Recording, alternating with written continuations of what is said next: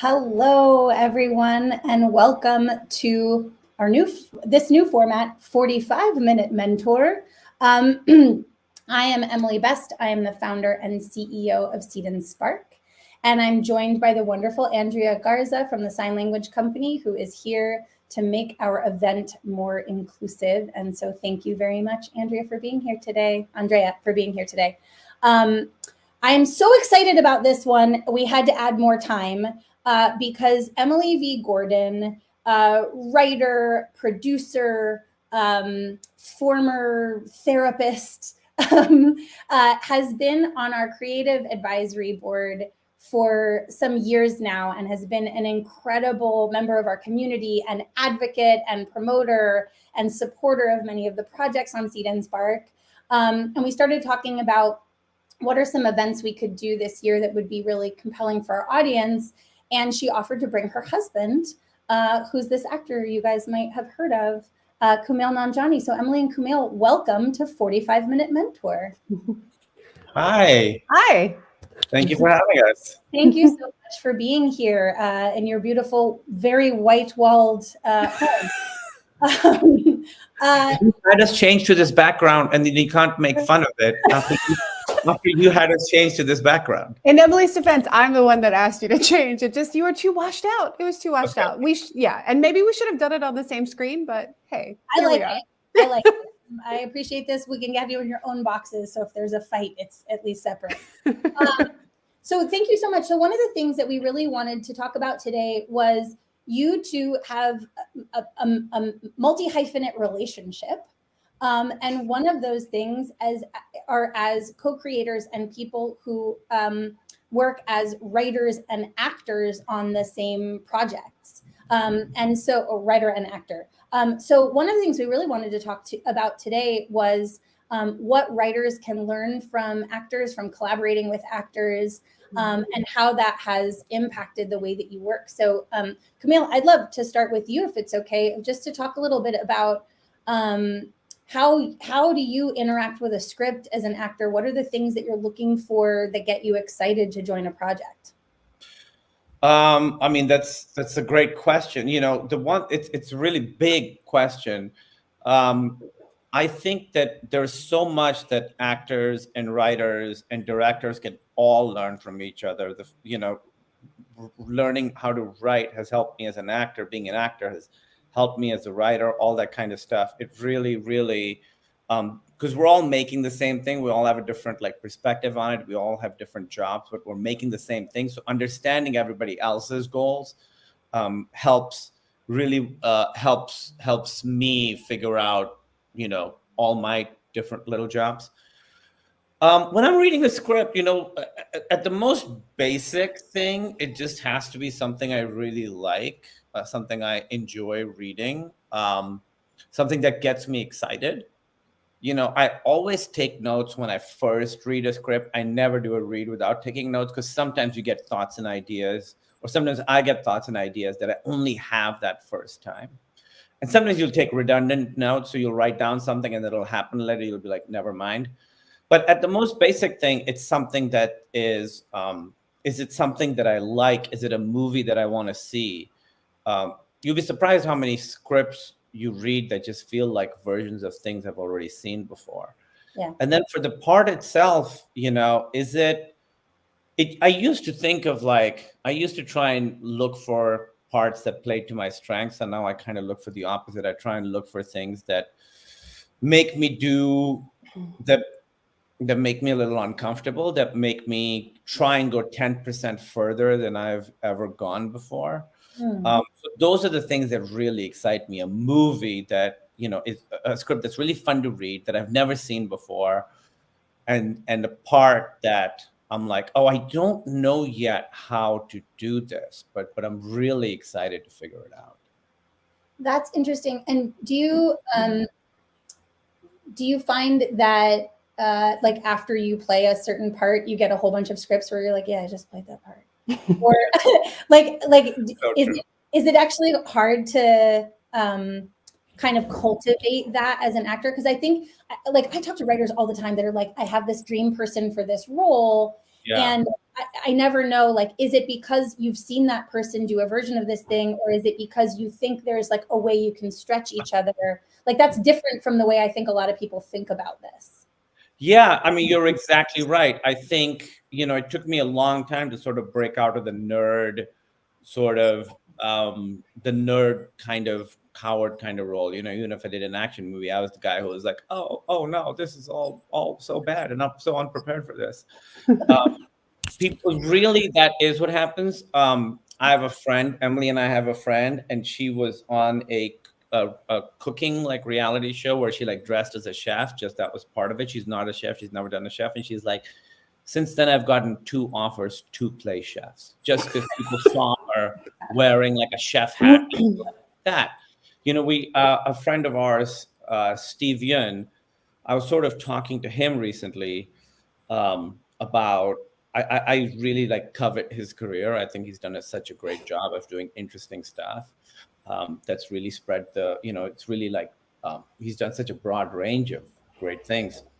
And he said, you have to tell them who you are and you have to double down. And he said, you have to leave money on the table. So if you want to like do a certain kind of thing, you really have to commit to it. You have to do it. And then you have to do it again. And didn't he also say, how long did he say it takes for people to catch up to it? He said he said every 4 years you should like reevaluate your career and see what you're doing and what you want to do differently. But he says it takes like a year and a half or 2 years for people to really see you as something different than the thing they have in their head. I think for me, as a pure actor, that is definitely the biggest challenge. Like so recently I played like in a miniseries, I played like a real life bad guy, and I've gotten so many parts, so many like opportunities to play like real life bad guy again. I'm not complaining. I mean, I understand I'm in a very, very lucky, privileged position to even have these opportunities, but I always say, I can always see whenever I do something, it comes out. Those are the things that people see me as. But I also think as a writer, when I'm writing a part, I'm often thinking it helps you form the part if you can see an actor in the role and kind of hear, it helps you start being like, oh, they would kind of maybe do something like this and they would be a coward in this situation, or maybe they would do this in this situation. It's helpful to form a character if you've got someone in your head. For sure. But then the thing that I've been trying to do recently is then how can you take that one step further? How can you take that thing, that character one step further so it's not the same character that actors played over and over again? And it's a different character than we've seen before, but something that feels rooted in something familiar and comfortable to us. And it's also, because I think it's really good practice to, when you're writing, to sort of think of different actors for different parts. That doesn't mean those are the actors that you get for those parts or that you even want for those parts. It just sometimes helps give characters distinct voices, and then you cast someone else and then they bring their own whole thing into it, Yeah. There's 2 things that you're saying that I'm realizing, like, what I would take away from this is, go ahead and write with an actor in mind. And then once you've completed the script, think of who else might like to really be challenged by that part, as opposed to who else has already basically played that part. Because that reflects more of something I was always taught in acting school, was like, the actor is a primary artist in their own right. It's not just an interpreter of the director's direction or the writer's words. Like, they also get to stand in a primary artist position. So thinking about what the actor is looking to do is also like useful. I think part of this is helping the writers in our community think about how to make approaches to actors that could be successful, right? And so this is extremely helpful in thinking about that. Yeah, I think, if you have a good actor who's smart and who understands storytelling, they can read a script, like it, and then tell you, I think these are the scenes that are missing from it. That certainly happened to us for stuff we've written. We've talked to great actors, and they said, there should be a scene where this happens. And then you're like, I can't believe have that scene, Yeah. So you sort of, I think, have to be a little open to collaboration. I mean, the thing you have to balance that with is actors aren't always right. Yeah. And so you kind of have to figure out, like, I've been in scenes with actors, I'm not going to say any names, where you're like, oh, what you want to do in this scene is counter to the function of this scene in the movie. So you clearly want to have like a moment here, but it actually hurts the movie for you to have this moment. So it's hard. It's hard to sort of discern. But I feel, you have to stay open to it. And if an actor has a good idea, you have to like recognize it, because I have so many thoughts. I'll just try and be focused. But I just want to say my hair is dyed for a part. This is Sure, not. I'm not this guy now. Sure. I have a DJ set later if you guys want to.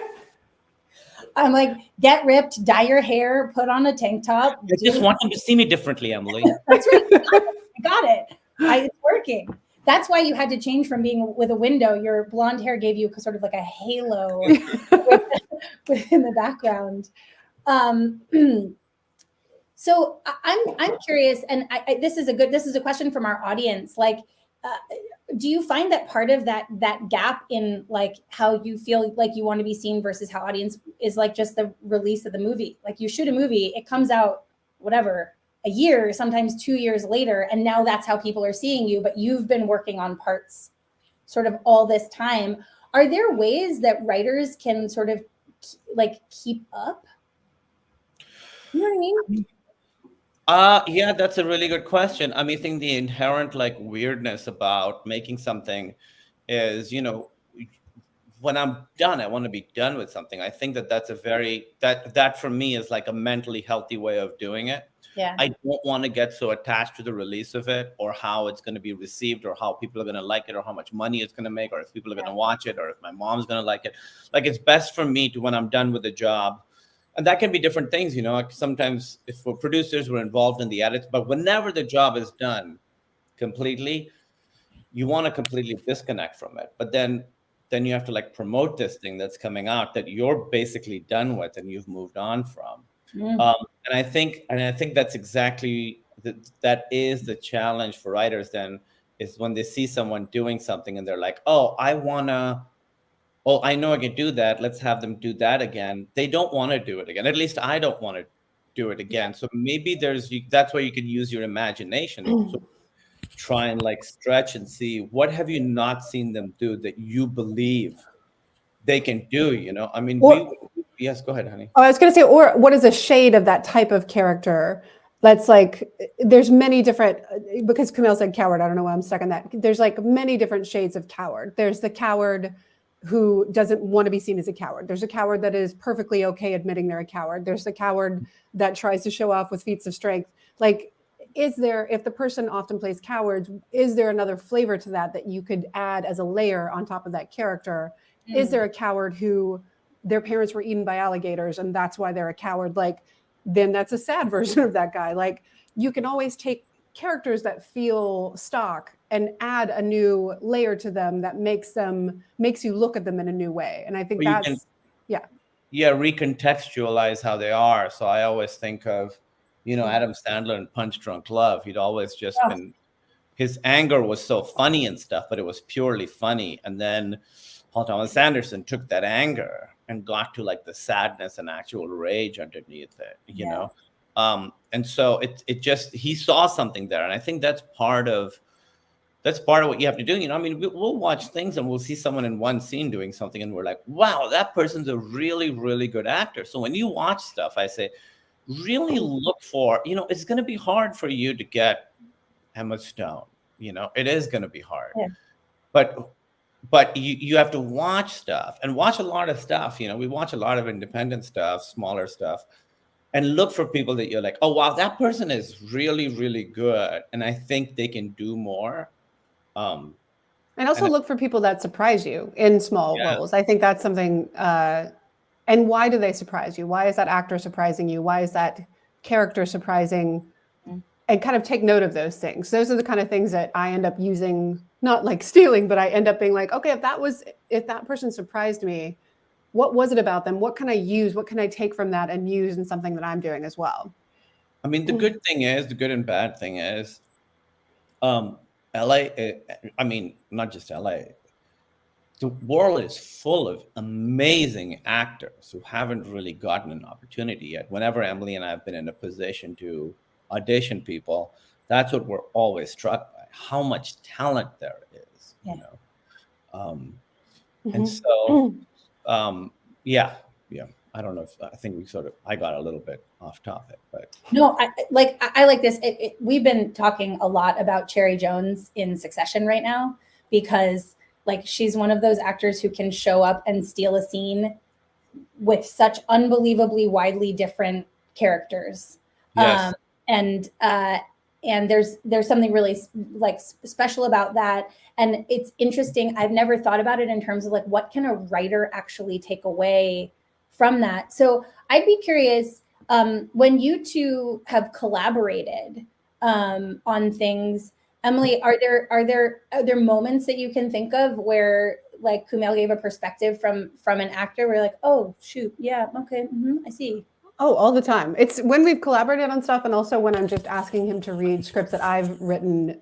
That's actually more helpful, because when we're writing stuff together, we're kind of working together the entire time. But I'll have him read a script, and he'll, the same way that actors have said it to us, he'll kind of read it and go, okay, well, I feel like that guy wouldn't do that here later on, because it seems odd that he would be doing it this earlier. And is that the same guy? Is that the same kind of, is that the same character? Does that make sense for that character to do both things? Because he's thinking about it, even if the part's not for him, like, how would I play this role? It's incredibly helpful to have an actor read your scripts, even if they're not involved in it whatsoever, to just give you thoughts on, does your character make sense the entire time? I just literally read something today from someone else that a character does something so absolutely bizarre in the second half of the thing that I was like, oh, I feel like you haven't road tested. Like, I feel like your job is to create this like gelatinous ball that everything your character can do is in this ball. And it's a large ball, and all their traits and all their fears, all their everything are in this ball. And I think and then I try to always think of what the core of that, like, what's the middle of that ball? Is the middle of that ball, I'm scared and I don't want you to see that I'm scared. Is the core of that ball, like, my mom didn't love me, I need love. And then build everything around that. I'm just curious. And then if you have that kind of core of that ball and all those, and that can manifest itself so many ways, and then when you step outside of that, when something is outside of the ball, you can really feel it, because it's like, oh, that's not the same person. The same person that never got love from their mom wouldn't be also doing this over here, which is quite helpful. Also, I mean, all that's very true. And it's also, you also have to have room a little bit for characters to be the same person, but a little inconsistent. Like, people will do things that they wouldn't normally do. But I think most actors, Emily's right, the gelatinous ball, I haven't thought of it like that. Like, I've worked with actors who've gone up to writers and said, I don't think this character would do that, because, one, when actors are reading a script, what Emily was saying, I always am reading it like inside out. I'm reading it from the perspective of the character that I'm supposed to be reading it from. So if anything bumps, it doesn't make sense to me. And I've also been in situations where an actor is like, I don't want to do this, and the director is upset, and it's just like, just do it. We need you to do it. But the difference is between those, the perspectives is, actors generally have created an entire character and backstory and a whole world for this person, all the stuff that Emily's saying, that you may not, that nobody else has access to. So if there's a scene where a director is just like, hey, just like, this is a bad example, but just like, eat this pear while you're doing it, and an actor says no, there might be some great reason for it inside that you will never understand, that you just have to trust. Like, recently I was just shooting something, and there's a scene where my character needs to let 3 strangers into my room, right? And I was just like, and that scene needs to happen. It needs to happen for the movie for the movie to move forward. It needs to happen for these characters to talk about the things they talk about and to get to know each other. And I was just like, I don't know why I'm letting them into the room. I understand why this scene needs to happen. Like, I understand the function of the story in this scene. I understand what these characters need to do. I just am bumping on, why would I let these and I know I'm sounding annoying to the people making the movie, but I'm like, I think this is vitally important, because there's like a whole thing. I have worked on the backstory. I figured out a whole thing for this guy. This guy would not let 3 strangers into this house. And it's not because of the biography that I've come up with. It's what's on the page too, by the way. The guy is not a guy who would let strangers into his house, like as he's written.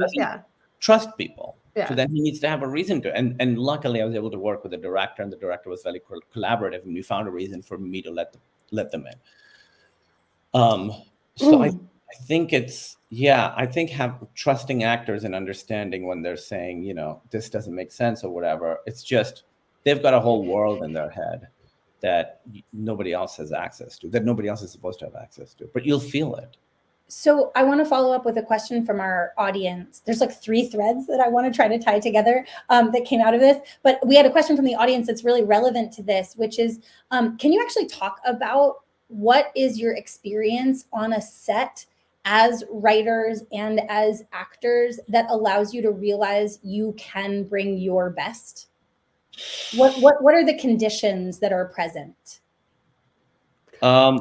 Emily, you want to go first? I'll just go first. I'd say as a writer producer, I think having lively, excited people in Video Village, which is where the goblins, as I call them, behind the people not on camera, who are kind of creatively involved in writing and producing, will sit and watch things on monitors.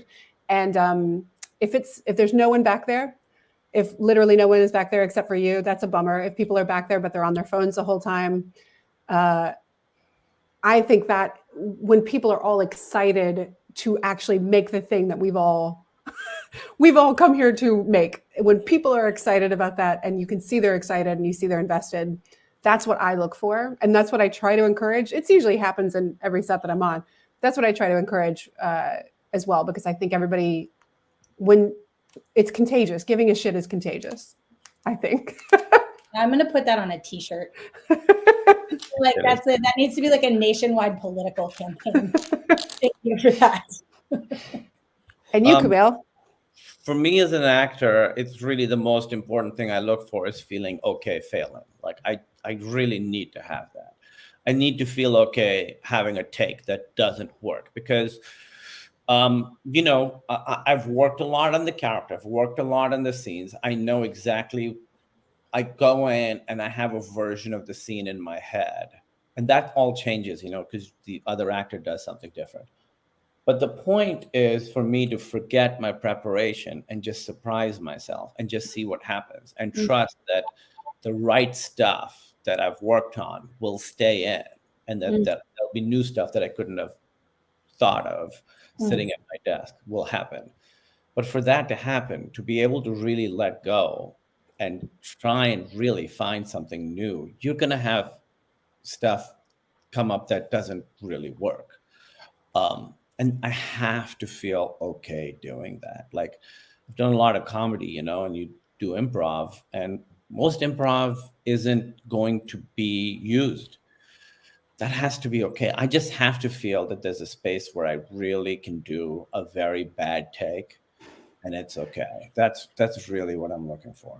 I want to just go one level deeper there. Like, what is that? How does that actually show up? What is the behavior that is coming in your direction that tells you like it was okay that didn't go the way that we wanted it to? It's a great question. I don't like when directors say, "Don't do that again," or tell me not to do something. Like, tell me what to do, guide me towards something. Don't guide me away from something. That makes me feel that makes me tighten up. And I will say, a lot of directors I've worked with are not necessarily good at talking to actors in the right way or providing that safe space where you can fail. I find many, many, many times I have to create that space for myself and be okay with it and have a bit of a fuck you attitude. Not like aggressive, but a little bit like, yeah, that was a bad take, but that was not a waste of anyone's time. I mean, I'm very cognizant of that's what you would like to hear, by the way. That was not a waste of anyone's time. Can we try this? Yeah. You know what I mean? Like, that was a great thought. Because sometimes the take that doesn't work will spark an idea that will work. You know, when I did Obi-Wan, Deborah Chow, who was the director of that, was one of the best directors I've worked with at talking to actors. She was so, you know, she would be like, that was interesting. And now at first you think, oh, interesting, that's bad. But she really actually meant that. Like if you tried something new, she was like, that was interesting. Now do that, but here, do this instead. Let's see what happens. She would always be like, let's see what happens. To me, that attitude is what I'm really looking for. Like, let's see what happens, action. That's what, and I know a lot of great directors don't work like that. A lot of great directors are like very specific with what they want. I haven't really worked with a director like that, so I don't know. But from I just need to feel very alive and loose and in the moment. To Yeah, and I think it really is. Emily's right. Just saying like, hey, that was really fun. Let's try something else now. Just feeling valued, I think is really important because actors are very sensitive, and I don't mean that in a derogatory way.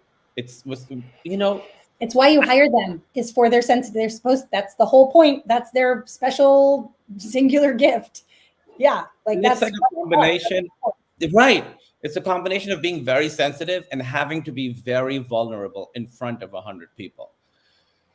And so sometimes when you do a scene, you're like fully open. Like if you're doing an emotional scene, when they yell cut, you're still completely open.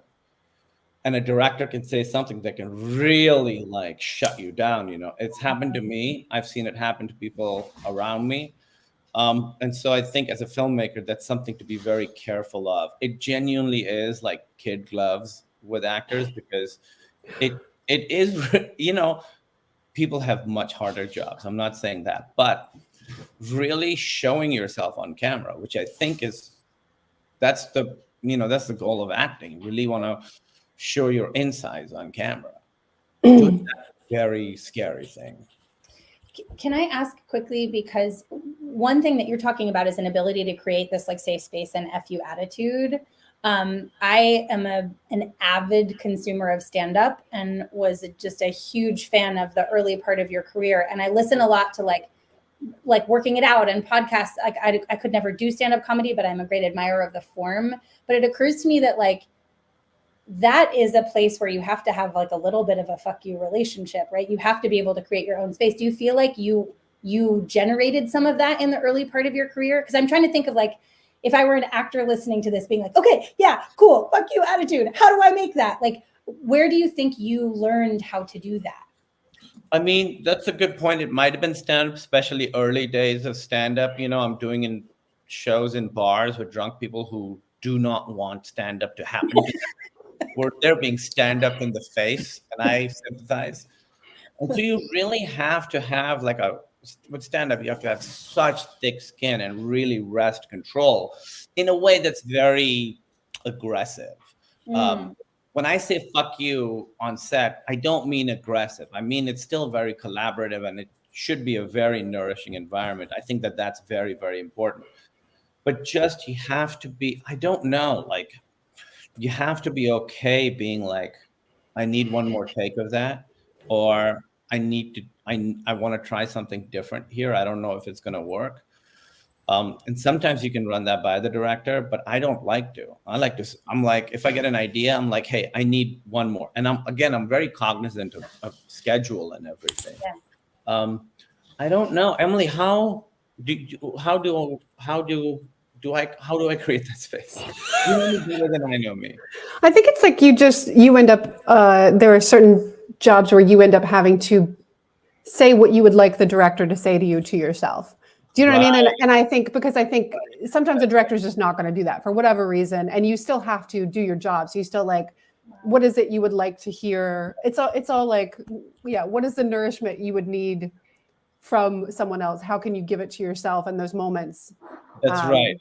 I think a lot of the job of working with directors is translating too, because a director may say something that to you as an actor isn't a playable piece of direction. So you have to translate it. Like if someone's like, director might be like, okay, now do it faster. That's a very, like, I don't know what that means. Or like, be angrier in this scene. What you have to do then is be like, okay, I need to find a reason. You can't just be like, all right, I'll be angry. You have to find a reason for why this is angry. Some story like, oh, this is the fucking 5th time this has happened, and now I can't believe I'm doing this again. Like, you have to create some sort of thing. Some directors are very, very good at giving you direction that you don't have to translate, but a lot of them are not. And I know, especially for writers, you know, you're sort of looking at the big picture, the whole piece, and this little like tile or this little piece of the puzzle is just one scene. And you're like, I just need him to say this line. That's all that it needs to happen for the picture to work. That's true to some extent, but you also need to have this actor completely bought in. And if they are bought in, if you create that space for them, they'll give you something that will surprise you, that you never could have expected, that will make everything better. I mean, we found that, you know, when we did The Big Sick, working with Holly Hunter, she was so good in every scene that we found in editing. There was a lot of stuff we didn't need that we had written because she had conveyed it with the way she moved her body. You know? And it was really exciting. And so what a gift to work with someone like that, you know? And there were scenes we had to work with her where she was like, I don't know if, I don't know if this character would do this. And at the time, sometimes you are like, well, just, would you please just do it anyway?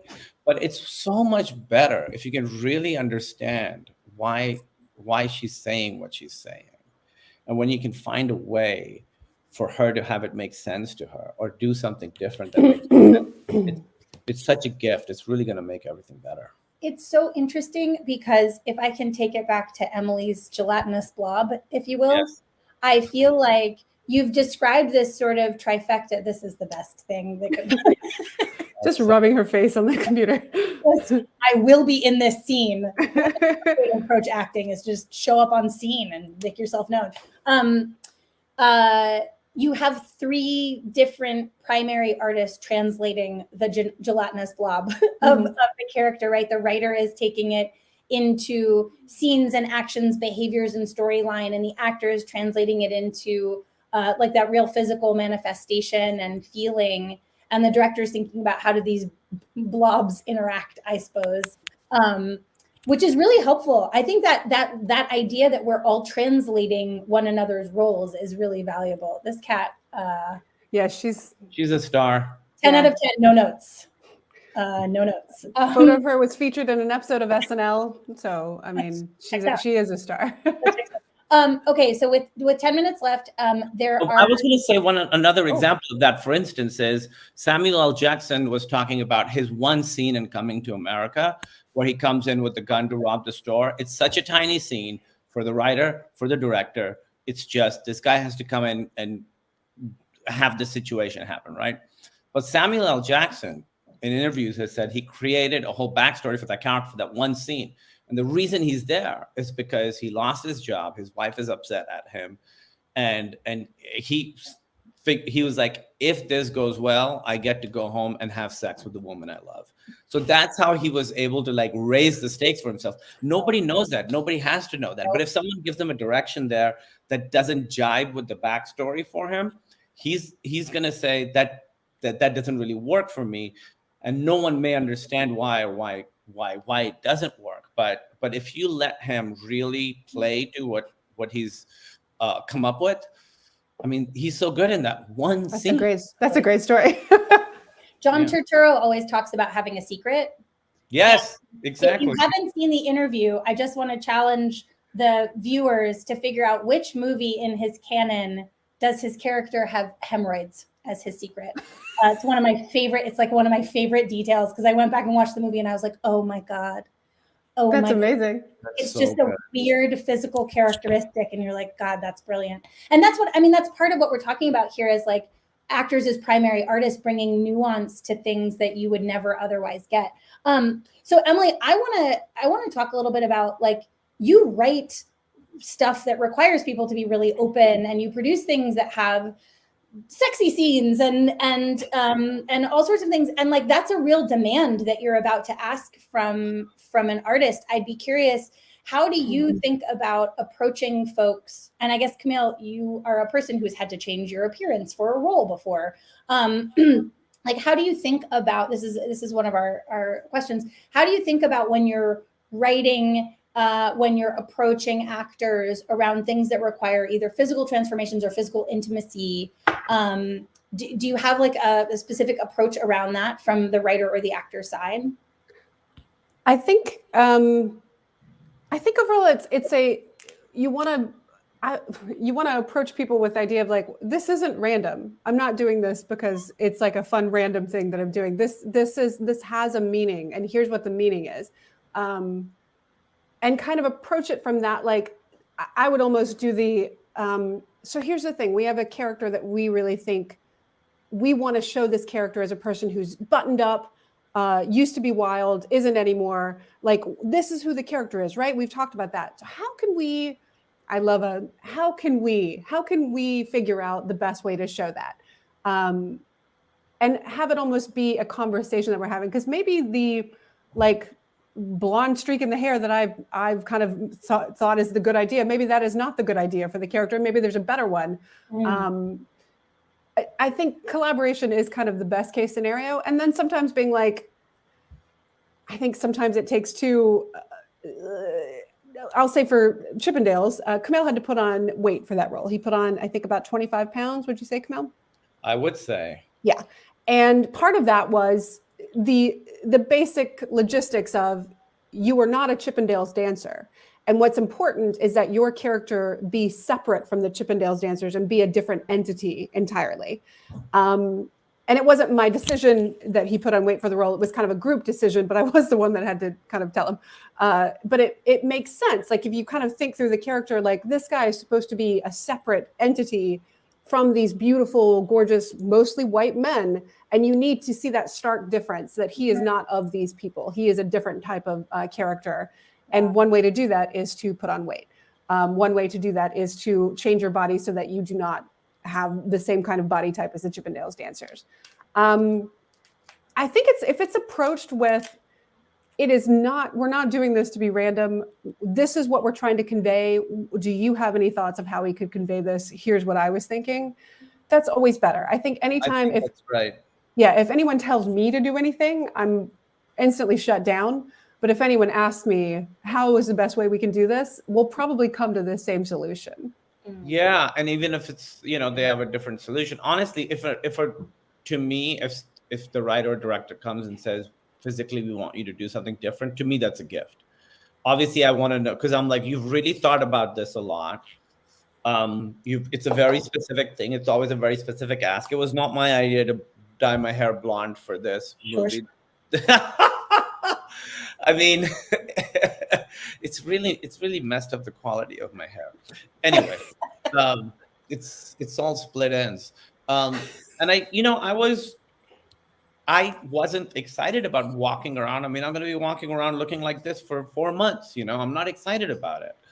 But when they told me why they think it's a good idea, I was like, it is a really good idea. And it really works for this character. It also gives you a discrete time period of playing this character's beginning and end, I think, which is nice too. I think for me also, yes, it's like, I want to look in the mirror and see this character rather than myself. So anything that I can do to do that is good. And I know a lot of this stuff has changed for me recently. I know I looked exactly the same for many years acting and stuff.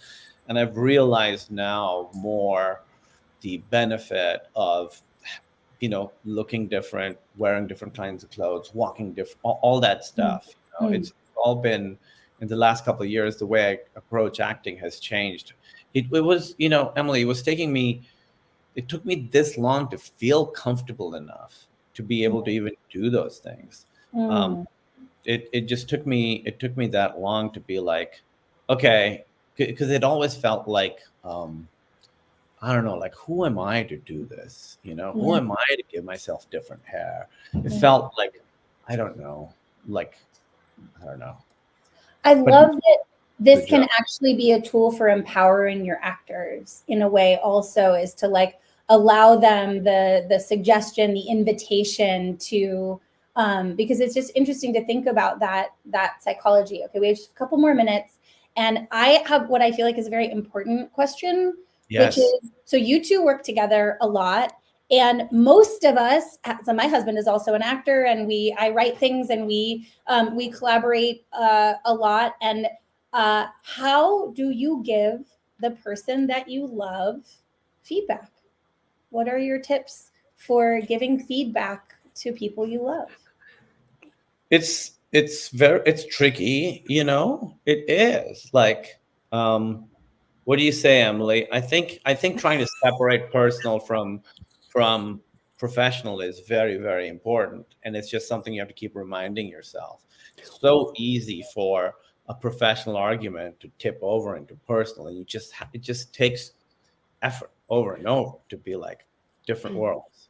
We ask each other, do you want your spouse's advice or do you want a writer's advice here? Do you want the spouse feedback, not even advice, spouse feedback, or do you want writer feedback? Because there's sometimes I've given him stuff and I just want someone to tell me like, this is good. Oh my God, you did a great job. Look at you. You're so amazing. And other times I'm like, oh, this turn into 3 is weird and I need help. And checking in on what the other person wants is really important, I think. And also trying to remember, if you are asking for advice, this person loves you and wants the best for you and doesn't hate you. That's one. But also, if you're the person giving advice, we know some couples who are like so mean to their spouses with advice. I think because they think that's helping. No, my friend. There's no. I don't think that super harsh notes are ever going to engender more good. It is. I don't. And that's true in every situation, spouse, non-spouse. Same with, like, you know, directors and actors. Yeah. I think I know directors work differently, but every director should start with, "That was great. Now let's try something different," because I think you need that safety. Yeah. You're not a truth teller as much as you are just kind of a jerk. And there's always a kinder, more empathetic way to give any feedback, no matter how negative it is. There's always a kinder way to do it. And I just don't know why you wouldn't choose the kinder way. And if you're doing that with your spouse, on intentionally kind of saying it the meanest way that you can, you need to get yourself into therapy. I honestly believe that. You need to check in with yourself about why it's giving you something to deliver feedback in a cruel way. Now, if you have something that's uncomfortable to say, you can find a empathetic way to say it. Yeah, and mostly, you know, you want to like, I see one here from Drowning Thought Media. What experience on set that allows you to realize you're on a set that will allow you to bring your best? We did that one. Yeah, that was one we did earlier. Oh, okay. Yeah. We're not doing. Sorry. Well, what I was saying was, I know we're done, but like little things, like if a director has real like sort of criticism or something, pull them aside and talk to them separately. Yes. Don't do them in front of everybody. Even if I've seen directors sometimes pull the other actor away. I did this really, really intense scene. It was one-on-one, and the director never gave me any notes. They just gave the other person notes to get a different performance out of me. They wanted me to do something differently, so they were taking them away and telling them. And that was, for me, it was really fun because I could just see how what was coming at me was different. And then in between takes, I could put together like, oh, the director had him do this, that my performance changes in this way. But do you have any thoughts on giving loved ones notes, Kumail? Yeah, everything you said, honey. You were perfect. Great example. I think we can put an end there. Everything you said, honey, you were perfect. Also, probably a really good T-shirt that Chris copies. So that we're going to do a side business out of this one of just inspirational T-shirts. Emily and Kumail, thank you so much. I'm so grateful for you, for what you've shared today. The audience has really loved this, and they're sharing a lot with each other, and also other great examples of actors as primary artists in the chat. We know where we can find you on the internet. I want to let everyone know who's joined us today that Emily and Kumail last year were anchors of the very first version of our Patrons Fund, and that is still going on this year. So if you launch a project on Seed&Spark and it conforms to some of the narrative change buckets that our patrons are looking for, your projects are already available to a couple $100,000 pile of money. And you don't even have to apply for it. We will just let you know and send it to you. So go learn more about patrons funding on Seed&Spark. Emily and Kumail, thank you for helping us pilot that program. And yes. I just wanted to say hi to Josh Rubin, who's a friend of ours and filmmaker who made Werewolves Within and Scare Me. He's amazing. He's watching this now. So hi, just saying hi. Yeah. Have a great day, and we will see you next time. Thanks, y'all. Bye. Thanks for having us.